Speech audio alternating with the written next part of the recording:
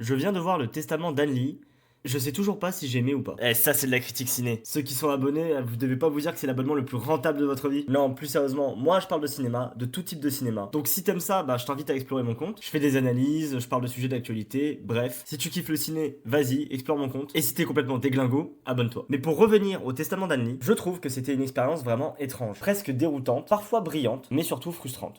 Eh, on broie la langue de Molière ici. Parce que comme à chaque fois, ce qui m'intéresse dans le film, c'est la mise en scène. Parce que tout le film repose sur cette caméra très distante, très froide, et qui ne te guide jamais vraiment émotionnellement. Et vous allez me dire, bah non, la caméra, elle était plutôt proche de Amanda Seyfried. Mais je ne parle pas de distance réelle, hein. Je parle de comment la caméra, la réalisatrice, nous met proche ou non de son sujet, émotionnellement, moralement, psychologiquement. En gros, dans le film, tu ne regardes pas Anne Lee, tu la suis. Le film ne te raconte pas une histoire, il t'impose une vision, il t'impose une position. Comme ses fidèles, sans vrai recul, sans esprit critique. Et là, pour le coup, bah, le film est un peu fascinant, mais frustrant à la fois. Parce qu'il refuse le conflit, il refuse le doute. Tu ne juges jamais le personnage puisque le film t'en empêche constamment. Contrairement à un film comme Benedetta de Paul Verhoeven, où toi, spectateur, tu questionnes constamment la vérité. Et tu sais, parce que le film te montre cette hypocrisie, cette manipulation. Pour Benedetta, mais pour Anne Lee, bah pas du tout. Puisque le film constamment te ramène à cette position de spectateur passif. Tu es contraint de croire et de suivre cette prophète. Prophétesse? Prophète? Je sais pas. Le film, en fait, il se veut être plus une fresque qu'un récit. Où l'émotion est volontairement mise à distance. Hormis